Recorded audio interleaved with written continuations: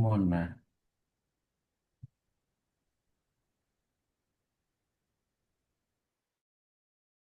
Kiai Haji Ahmad Abil Fadl. Ini tahun berapa ini, Mas? Oke. Tahun setu 19, sebentar Pak, kita kalau berarti belum saya Ya. baca, 19 berapa nggih?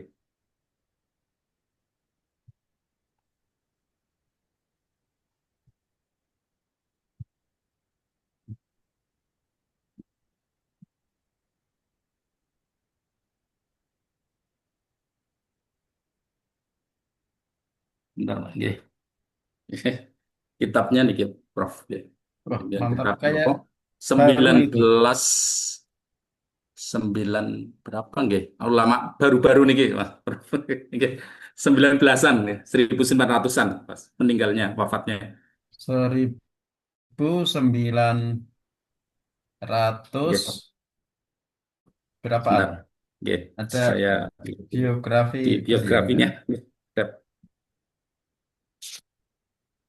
Barangkali Pak Yai Muhlisin mengertos.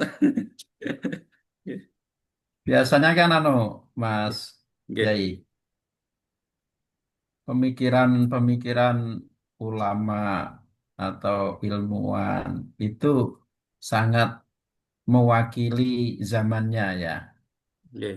Jadi kalau kajian-kajian pemikiran seperti ini perlu juga diungkap sejarah sosialnya ya. Nanti kan akan penafsiran-penafsiran ulama biasanya juga di samping pemahaman terhadap kitab yang diberi syarah, kitab yang disarai, ini juga terhubung dengan situasi sosial yang melingkupi. Seperti ini misalnya Pak Pak Makmun ya Nggih. Nggih. mengangkat pemikiran Kiai Haji Ahmad Abil Fadl As-Senori ya senior. Nggih. Nggak tahu senior ini. Dari daerah Rembang tuh, Pak. Oh, daerah Rembang ya. Nggih. Nah, daerah Rembang. Ini kan dikaitkan dengan moderasi beragama saat ini kan karena Pak Makmun hidup di era beragama. Nah, saya yakin juga beliau memahami konsep teologi pemikiran kalam itu pasti ada keterkaitan dengan situasi sosial pada saat itu. Makanya nanti mungkin seperti tahun, kemudian juga konteks sejarah sosial intelektualnya itu perlu diungkap. Ini Nggih. ide ide ini saya kira bagus nanti disesuaikan dengan istilah sekarang ya. Nggih. Kalam ini dengan teologi beda atau se ini sama? Nggih. Lebih sama teologi saya, menurut pemahaman saya lebih umum, Prof. Jadi Eh, lintas agama mungkin ya. Jadi eh, kalau didekatkan dengan Islam mungkin teologi Islam lebih lebih lebih tepatnya ya. teologi Nggih. Islam. Nggih. Maksud saya kalau ini nanti bisa mungkin ada aspek persamaan, ada perbedaan ya. Karena Nggih. di bawahnya itu kan juga jenengan banyak menggunakan istilah teologi ya, menggunakan istilah teologi juga banyak. Kalau Nggih. misalnya secara setelah dianalisis lebih jauh, Nggih. pemikiran beliau itu mencerminkan inklusivitas, terus toleran, dan seterusnya. Di judul bisa langsung pada misalnya pemikiran teologi inklusif ya, misalnya ya, Nggih. pemikiran teologi inklusif Kiai Haji Ahmad.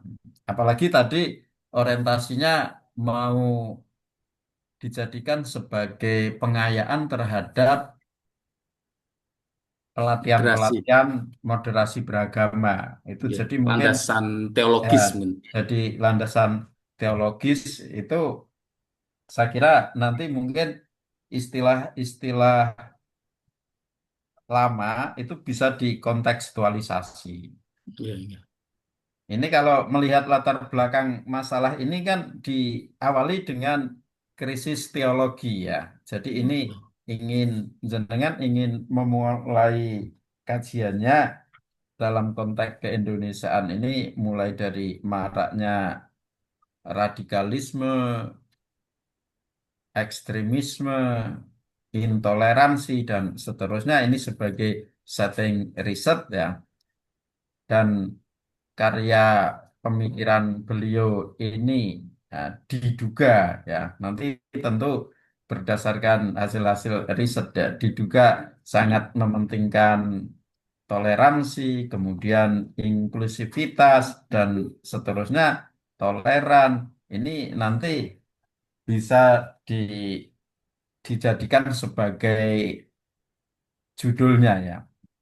Iya. Kemudian ini ketika membahas krisis teologi dan seterusnya ya, memulai dari dikontekstualisasikan dengan persoalan isu-isu radikalisme, tentu nanti teori-teori tentang munculnya radikalisme, apa betul radikalisme itu lahir karena teologi eksklusif ya, teologi takfiri misalnya. Nah ini nanti statement-statement seperti ini tentu perlu dibuktikan dengan hasil-hasil riset atau statement-statement para ilmuwan yang sudah melakukan beragam riset.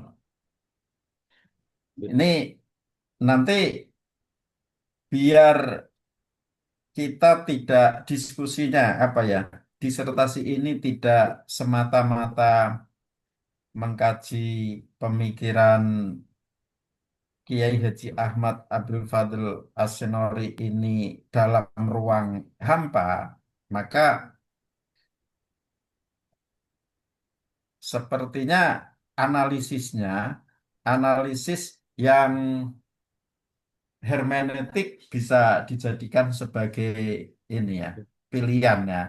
Iya. Jadi bisa dijadikan sebagai pilihan, tidak sekedar analisis isi ya, tidak di konten analisis saja, tetapi juga hermeneutik. Bagaimana situasi sosial sang autor ya, ini Kiai Ahmad Abdul Fadil ini memproduksi teksnya, kemudian situasi saat ini seperti apa, nanti biar apa ya, Mas Makmun Iya. mengungkap ini spirit ya, mengungkap spirit yang kemudian bisa dikontekstualisasikan. Iya. Iya, Prof. Oke, Untuk saya kira perubahan. itu dan ini saya tadi juga senang ini ada istilah apa ya, dekolonialisasi teologi ya. Kalau wacana dekolonialisasi ini sekarang sedang tren ya, tren pas pas dekolonial ya, termasuk studi-studi pos dekolonial itu jadi marak. Tetapi biasanya merujuk pada pemikiran-pemikiran arus besar yang ada di Barat. Kalau dalam konteks wacana keislaman, yang selama ini bergulir itu untuk mengkanter atau mengangkat otoritas lokal, itu lebih ke ini, Arabisasi ya, de-Arabisasi. Nah ini kalau mau diangkat sebagai judul, itu agak sensitif dan cepat terkenal itu Mas Makmun. Ya. Jadi misalnya Iya. de-Arabisasi teologi. Nah, itu jadi judul, jadi keren itu. Ya. Udah, udah De-Arabisasi, bisa sih. de-Arabisasi teologi, kajian pemikiran Kiai Ahmad Abu Fadil As-Senori, Oh, misal dalam konteks moderasi beragama. Ya. Ini oke. nanti tentunya butuh penguatan-penguatan saya usul tadi di analisis mungkin pakai hermeneutik, kemudian kalau hermeneutik itu tentu sejarah sosial ya, sejarah sosial juga nanti perlu dijadikan sebagai acuan karena ini membahas tentang pemikiran ilmuwan yang lahir dalam konteks sejarah sosial yang berbeda itu. Oke, saya kira itu Mas Makmun. Oke, terima kasih Ini Prof. dari sisi Answernya. ide dan gagasan, saya kira argumen-argumen yang disuguhkan itu sudah kuat lah. Tinggal nanti dalam menarasikannya. Yang Oke, selama ini kajian-kajian kalam itu menurut saya memang masih minoritas ya. Beda dengan tasawuf, fikih, dan seterusnya. Dan satu lagi, bisa nggak diungkap jaringan, ya, jaringan pemikiran yang jadi yang mempengaruhi ya Kiai Haji Ahmad Abil Fadl As-Senori itu siapa saja dan kemudian murid-murid beliau itu ya pemikiran dan penyebaran ide-ide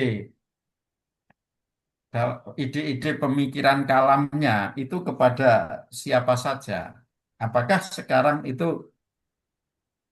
masih eksis atau tidak? Itu kalau disertasi idealnya sampai ke sana juga. Karena ini kan fokus di pemikiran tokoh ya. Oke, ya, saya kira itu. Terima kasih, ya, ya, Mas ya, Makmuk. terima kasih Prof. Ya, Ya, benar proposal katanya. Mas, coba Nggih, judulnya Mas, lihat. nggih, Eh, Pengaruh perencanaan keuangan, religiositas, dan ekonomi digital ya. nggih. Ini pilihan-pilihan variabel ini dasarnya apa ini, Mas?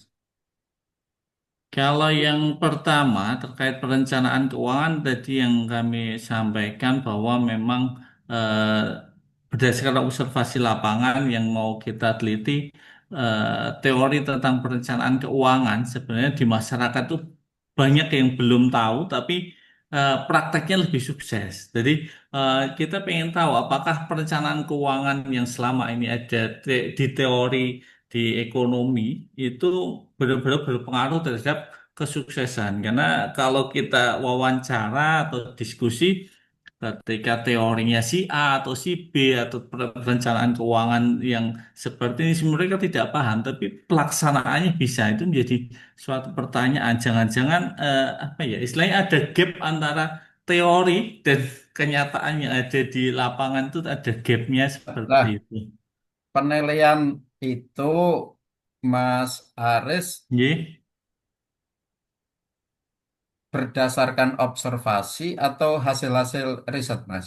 Yang ini, bahwa selama ini Nggih. banyak kesuksesan-kesuksesan itu justru dibangun dari anu, nir nir perencanaan yang baik. Oh iya. Nah, itu maksud saya hasil-hasil, saya kira pilihan-pilihan variabel itu kan kita harus punya argumen ya. Nggih, Dan siap. mungkin basisnya riset atau observasi. Iya. Nah, nah, Berarti apakah mm, itu di UMKM di Pekalongan itu juga juga ini juga mengalami hal yang sama? Atau sebetulnya UMKM yang ada di Kar, apa Karsidenan Pekalongan itu sesungguhnya juga mereka memiliki ini financial planning planning. yang selama ini berbeda dengan teori-teorinya para Iya. ekonom ya. Nah, itu saya kira juga juga menarik kalau misalnya ada perbedaan antara apa yang dipahami dan dipikirkan oleh para ekonom dengan perilaku-perilaku UMKM ya. Itu kan sangat sangat menarik itu kalau kemudian disandingkan ya. dari sisi pemilihan variabel itu saya kira sangat sangat krusial ya. Kenapa mempertanyakan sesuatu yang sebetulnya itu ya pasti karena kalau kita gagal dalam perencanaan kan istilahnya merencanakan kegagalan. Jangan-jangan sebetulnya ya para yang di UMKM ini ya juga juga punya perencanaan perencanaan cuma mungkin perencanaannya tidak basisnya misalnya berbasis lokalitas pengetahuan mereka selama ini karena mereka kan bergelut real ya. Jadi memahami betul problem-problem itu dan kemudian juga bisa menyiasati ya. Menggunakan termasuk strategi coping yang mereka miliki mungkin juga keunikan-keunikan itu. Nah, karena itulah saya mengusulkan mungkin ini ya, pengetahuan lokal yang dimiliki oleh para UMKM ini ya dalam konteks perencanaan itu mungkin nanti bisa bisa di, ditelusuri lebih lanjut ya. Ya, Nah, ya. yang termasuk ini religiusitas ya, religiusitas ada yang istilah spesifik nggak Mas dalam konteks riset-riset ini ya? Kalau tadi jenengan menyampaikan misalnya ya kalau religiusitas kayaknya sudah banyak ya, tetapi kalau Ya, misalnya tadi falah ya, ya. bisa nggak itu jadi variabel yang lebih spesifik? Ya, bisa kok. Atau Ya. kalau kemarin saya ada gambaran bahwa religiusitas itu kami hapus sehingga nanti muncul mixed method. Jadi untuk penelitian kualitatifnya adalah perspektifnya tentang kesejahteraan tapi sudut pandang ekonomi syariah yaitu falah. Hmm. Jadi nanti mungkin perencanaan keuangan dan ekonomi digital terhadap kesejahteraan keuangan, perspektif ekonomi syariah atau kesejahteraan dalam perspektif ekonomi syariah mungkin seperti itu. Tidak di apa ya?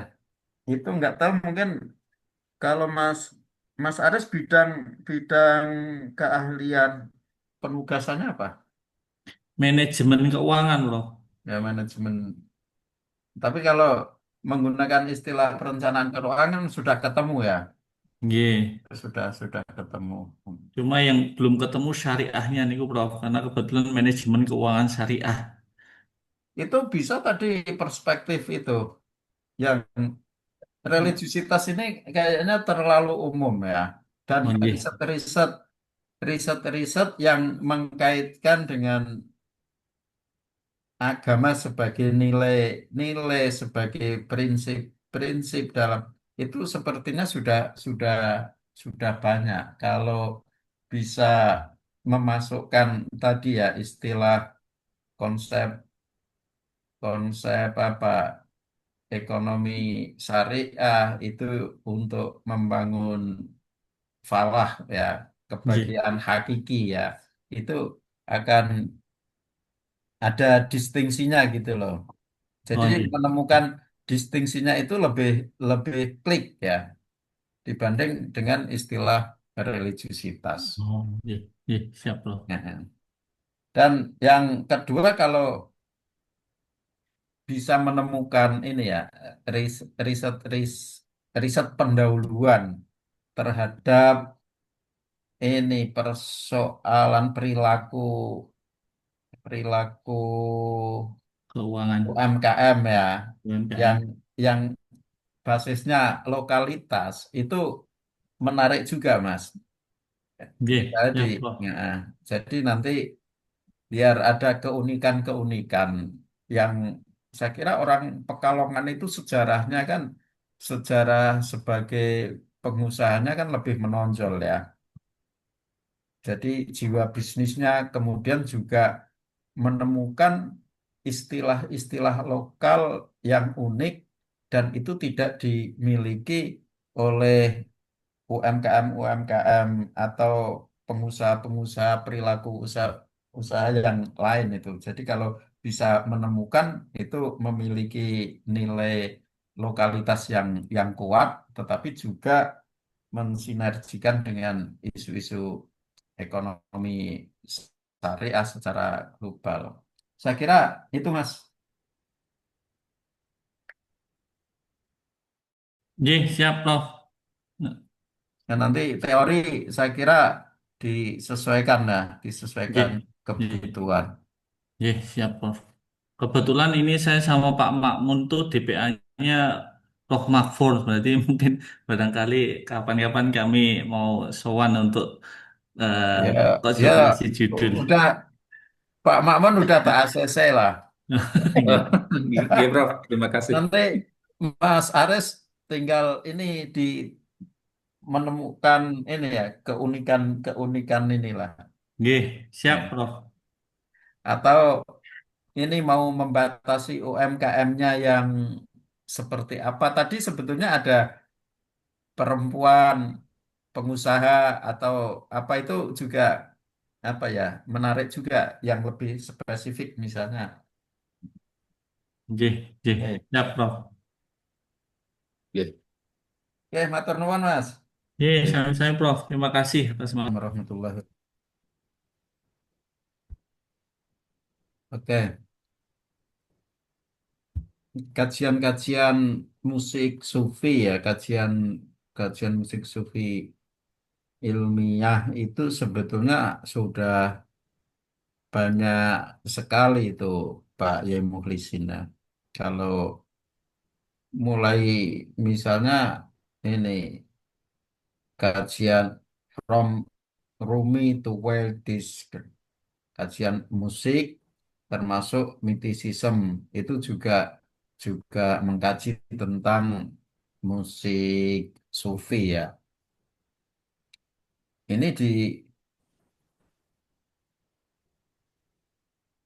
tahun 95 ya. Ada ini karya Sufi Music of India and Pakistan. Nah, yang dikaji apa? Sound, Contact, and Meaning. Itu juga juga mengkaji tentang ano, musik musik sufi ya, musik sufi.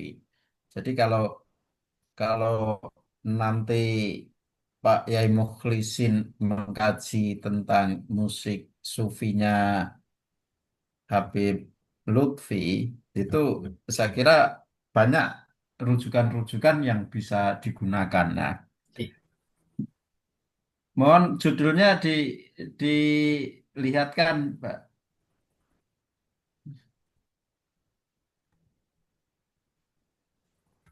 Judul proposalnya.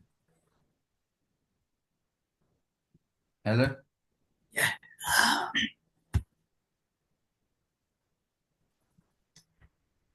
Relevansi musik sufi. Nah, ini. Relevansi musik sufi Nah, dalam ya. perspektif Maulana Habib Lutfi dengan ekstasi atau wajib.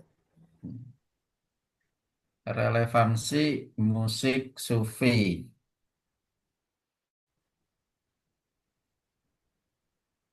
Musik sufi, kalau lagu-lagunya Habib Lutfi itu kategori musik sufi bukan? Yang yang apa misalnya Cinta Indonesia Kebangsaan itu itu pemersatu bangsa. ya itu musik Nah, sufi bukan?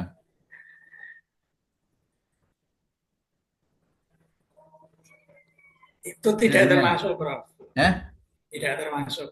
tidak termasuk ya. Ya, karena ada apa namanya? Ada syarat-syarat, ketentuan-ketentuan musik sufi itu yang seperti apa itu ada. Jadi kalau lihat judul ini kan jenengan ingin mengungkap bagaimana pandangan Maulana Habib Lutfi terhadap musik sufi sebagai instrumen menuju wajib. Gitu Ji, ya? ji. Nggih. Bagus, Prof. Nah, Itu yang pertama, berarti ini murni murni mengkaji pemikiran ya, mengaji Ya, pemikiran Habib Lutfi tentang musik sufi ya. Nah, saya kira jangan hanya berhenti di situ Pak Yai. Coba di rumusan masalahnya tadi.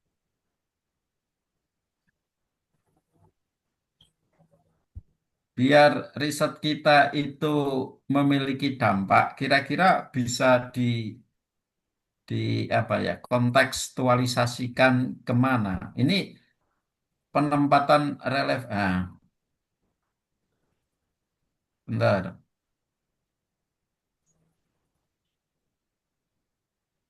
Satu, bagaimana perspektif Habib Lutfi tentang musik sufi secara ontologis dan epistemologis. Nah, kalau ada pertanyaan ontologi dan epistemologis, maka mungkin juga perlu diungkap terkait dengan aksiologinya ya. Nah, oke. ini nanti rumusan saya belum ini ya, belum belum klik terkait dengan satu tadi judul, kemudian ini rumusan masalahnya. Nah, jadi untuk judul, kalau relevansi musik terhadap itu saya kira ini belum menunjukkan situasi problematik ya, situasi problematik terkait dengan ini apa sih yang ingin dan yang penting untuk kita kaji terkait dengan musik sufi ini. Ya. Jadi ini nanti perlu ditemukan dulu ke problem risetnya ya, perlu ditemukan dulu problem risetnya. Kalau hanya berhenti di ini kan sudah melampaui halal haramnya ya. Ya, Ini sudah melampaui itu. Karena memang banyak kajian-kajian, misalnya kajian yang dilakukan oleh Amnon Siloha terkait dengan musik in the world of Islam yang kajian sosiokultural studies itu kan juga banyak mengkaji tradisi musik di dunia Islam ya, termasuk juga musik kaji musik sufi, kemudian nyanyian zikir, musik ziarah yang itu dengan beragam teori ya, dengan beragam teori. Jadi nanti untuk disertasi ini saya kira satu pandangan Habib Lutfi yang perlu dieksplorasi ya, kan pandangan Habib Lutfi tentang musik ya, tentang musik sufi ini seperti apa. Kemudian juga perlu bagaimana makna ya. Ini pertanyaan makna makna musik sufi dalam konteks sosial saya kira juga juga penting. Tidak hanya pada eskatologi apa dalam konteks ekstasi spiritual. Ini proposalnya dibahas yang jadwal Jadi tong papat spiritualitas tertinggi kita ya itu tong kan papat lewat cerita Isra Mi'raj Nabi Muhammad ya. Cerita Isra Nabi Muhammad itu kan sebetulnya Nabi Muhammad kan sudah nyaman ya di sisi Allah Subhanahu wa taala ya ya. ketika anu di dan kemudian beliau tetap turun ke bumi karena apa? Kenikmatan tertinggi itu ya ketika bisa menjadi agen perubahan sosial. Nah, kaum sufi tentu tidak ingin dia mengalami ekstase spiritualitas itu secara individual. tetapi bagaimana dampaknya terhadap persoalan-persoalan sosial. Jadi ini mungkin bisa dikaitkan ya. Apakah musik sufi itu juga memiliki dampak terhadap perbaikan sosial politik atau tidak? Mungkin perlu dibawa ke ranah ke sana ya. Karena kalau dari sisi ekstase spiritualitas itu mungkin pengukuran-pengukuran secara ilmiahnya, indikator-indikatornya mungkin kan secara orang awam mungkin akan sulit ya. Tetapi bagaimana musik ini juga mempengaruhi perilaku-perilaku sosial, perilaku ekonomi, perilaku politik itu akan lebih bagus ya. Jadi tidak hanya berhenti di satu, mempertanyakan bagaimana pandangan Habib Lutfi tentang musik sufi. Yang kedua, tidak hanya berbicara relevansi musik sufi terhadap pencapaian wajud atau ekstase spiritual, tetapi juga musik sufi ini bisa mendorong perubahan-perubahan sosial politik yang lebih bagus. Ya. Kan banyak banyak juga ya orang dipengaruhi seperti lagunya Roma ya. Kalau kita bertanya ke Mas Farid ya, itu pasti kan hidupnya sangat dipengaruhi oleh lagu-lagunya Roma itu. Ya. Keluarga beliau itu hampir Roma menjadi rujukan ya, rujukan Idola. bagi tindakannya.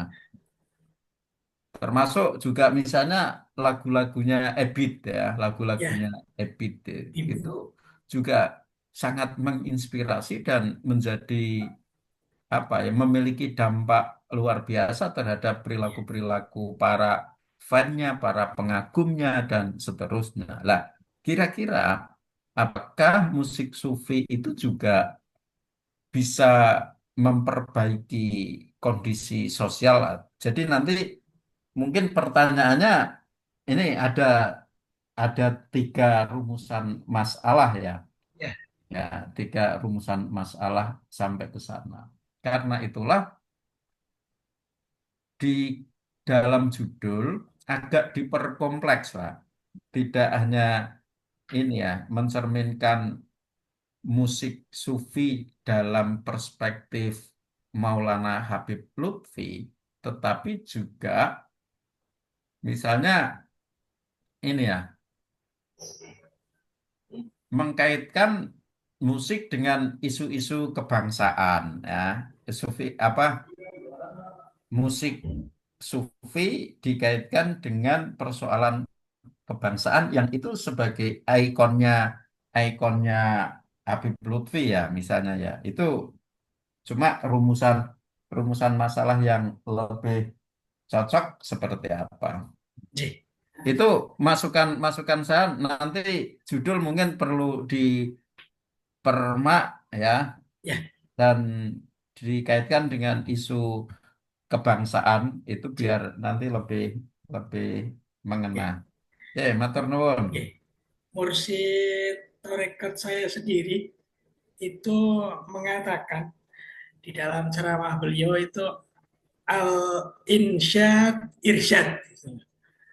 Artinya sebuah nasyid dengan lirik-liriknya itu bisa berdampak kepada akhlak spiritual manusia.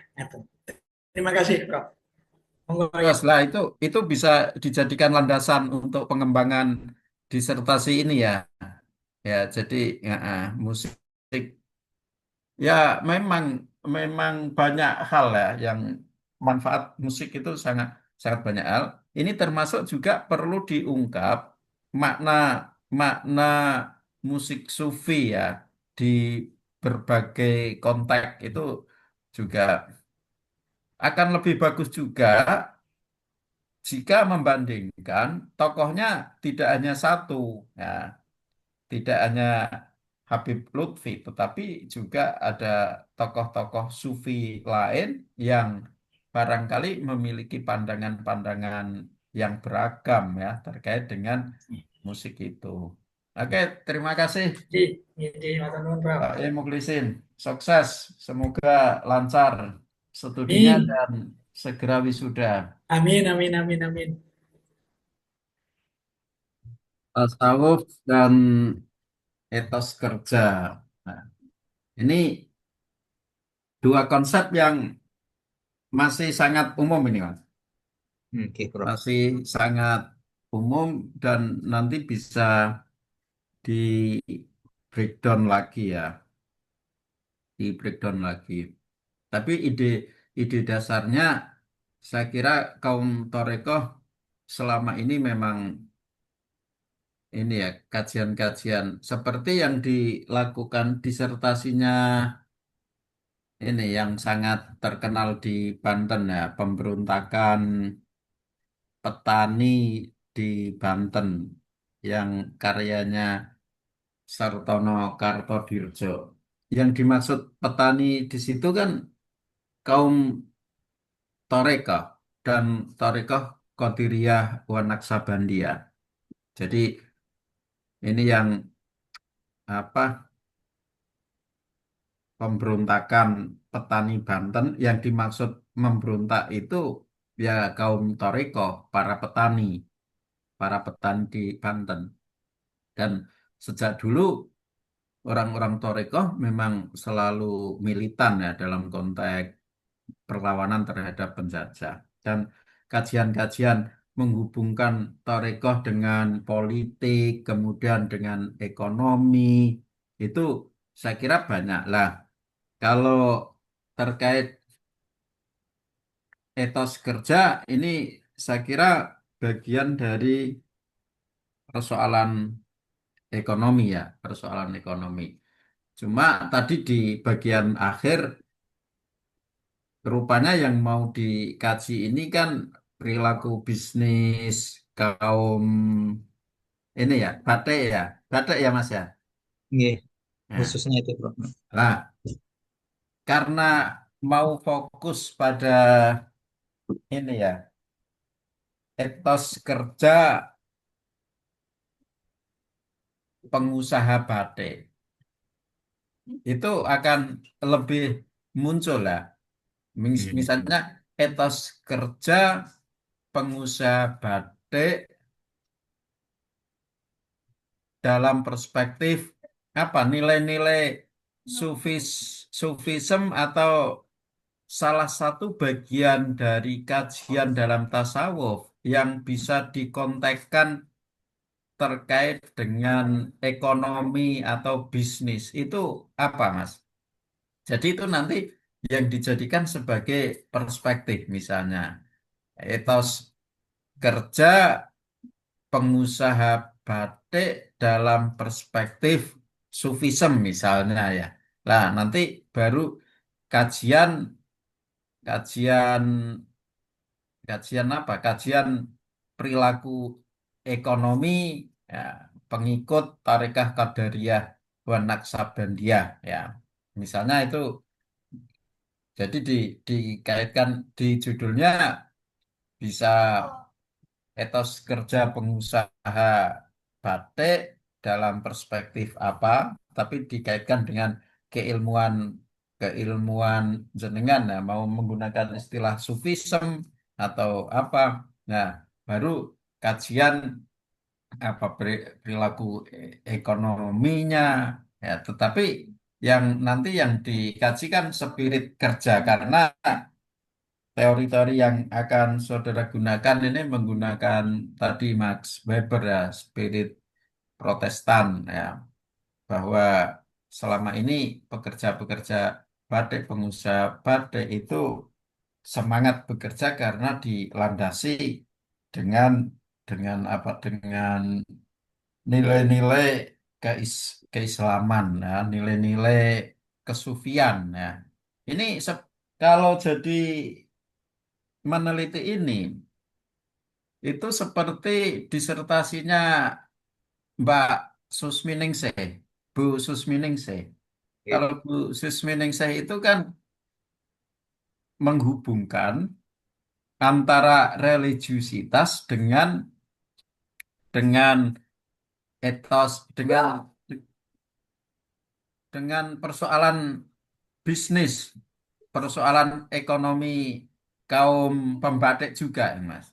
Cuma kan Hmm, religiusitas itu kan lebih luas ya. luas. Tetapi kalau ini kemudian mengkontekkan dengan sufism, dengan tasawuf, dengan aspek spiritualitas, itu akan akan berbeda mungkin ya, akan berbeda. Dan yang dikaji ini pengusaha yang sekaligus pengikut tarekah gitu ya. Oke, Prof. Nah, itu saya kira masih masih jarang ya. Banyak orang yang menghubungkan antara tarekah dengan ekonomi, tetapi tidak secara spesifik mengkaitkan dengan ini bisnismen atau pengusaha batik. Nah, tapi kalau saudara menghubungkan isu ekonomi dengan tarekah dengan pengusaha batik, saya kira ini menjadi poin poin tersendiri. Cuma kalau kalau saya memberi masukan ini judulnya tidak di tasawuf dan etos kerja, tetapi bisa dimunculkan tadi apa ya etos kerja pengusaha batik misalnya dalam perspektif apa ya yang pas apakah tasawuf atau sufism atau spiritualitas. Nah, yang dikaji ini perilaku ekonomi Thoriqah Qadariyah. Risetnya Mas Sultoni itu kan juga tarekat dan bisnis ya. Nah, itu hampir hampir sama dengan ini. Lah, tinggal nanti mungkin bisa agak diperlebar lagi ya, diperlebar lagi pengikut Thariqah Qadiriyah wa Naqsabandiyah tidak hanya di Pekalongan, mungkin juga di berbagai di berbagai daerah ya, itu juga juga bisa. Ada juga kalau misalnya Naksabandi Hakoni itu juga visi bisnisnya juga oke juga ya, visi bisnisnya juga oke.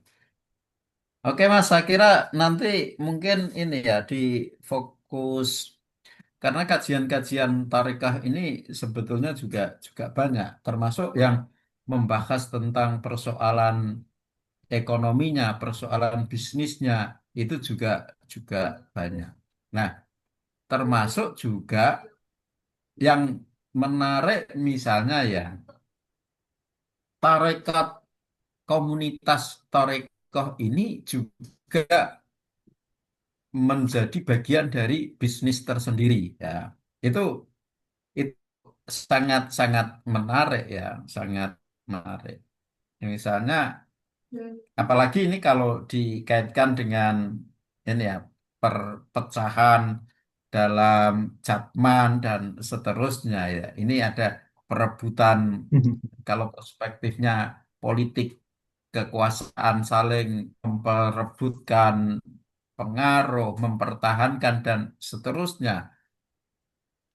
Lah, fenomena seperti ini kemudian ditelusuri dari sisi apa sih sebetulnya yang ingin mereka pertahankan, yang ingin mereka perjuangkan? Adakah persoalan-persoalan ekonomi di balik ini ya, memperebutkan tahta kekuasaan sufi tertinggi di Indonesia itu pertanyaan dasarnya itu juga sudah juga bagian dari mengkaji aspek ekonomi ya, tetapi yang dikaji ini apa bukan bukan menghubungkan dengan perilaku ekonominya, tetapi juga menempatkan Tarekah sebagai sumber ekonomi. Nah, ini jadi nanti tinggal mau pilih pilih yang mana ya. Itu saya kira menarik kajian-kajian seperti ini tinggal nanti kita mau meneliti pada aspek mana. Nah, karena bagaimanapun juga kan sudah banyak para ahli yang sudah meneliti tentang masalah sufi ya, tentang masalah sufi. Ya, termasuk kalau kita membaca karyanya Rick Clef, Daniel Lev, termasuk Taufik Abdullah tentang gerakan-gerakan sosial kaum Sufism itu juga juga banyak dan sekarang marak juga membahas isu perilaku ekologinya kaum Torekoh itu juga juga menarik. Oke, saya kira gitu Mas. Nggih, Prof. Tinggal Matur ini suwun. nanti kalau fokus subjek risetnya sudah ketemu tadi pengusaha batik, itu bisa saja di blow up ya. Tetapi pengusaha batik yang pengikut Torekoh itu saya kira sudah spesifik sebagai subjek riset yang akan kita kaji. Nggih, Prof. Matur suwun, Prof. Ya, sama-sama Mas.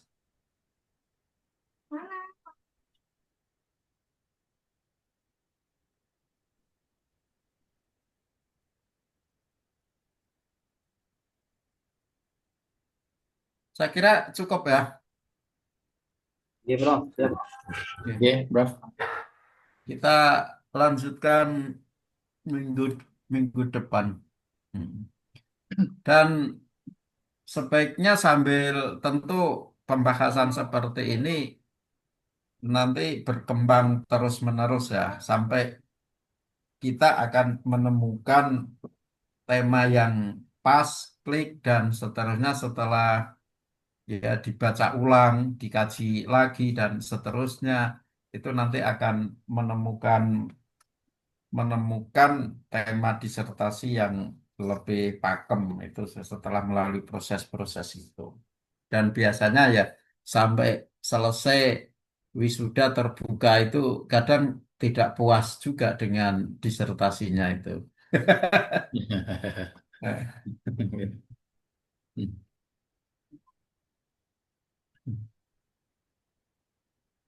Ya, terima kasih. Kita akhiri perkuliahan ini. Semoga bermanfaat dan nanti Amin. teman-teman bisa